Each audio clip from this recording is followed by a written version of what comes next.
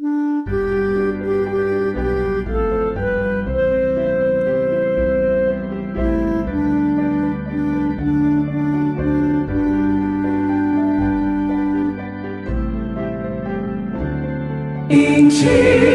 amarunisu nomena orayu aku ni aku inavutanau ni eluku voluna ini racu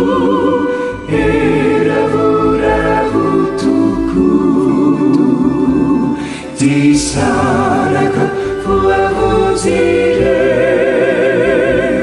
cavello meluneri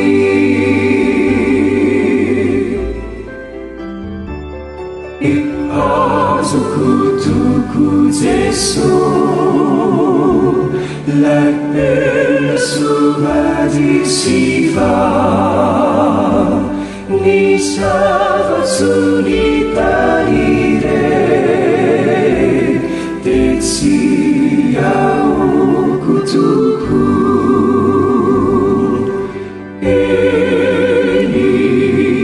raku eravu-ravutuku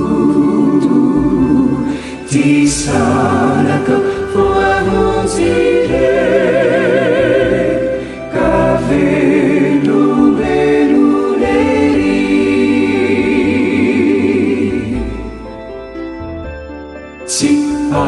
Akiuni lazaisa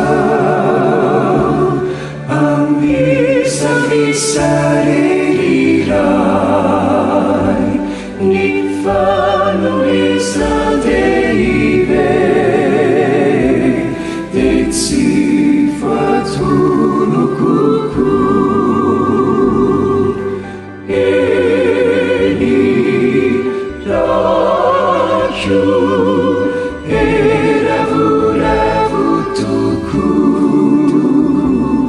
di sana che volevo dire cavello meluneri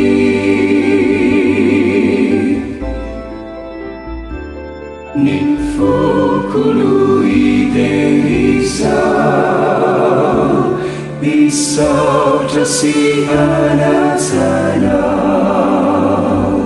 ano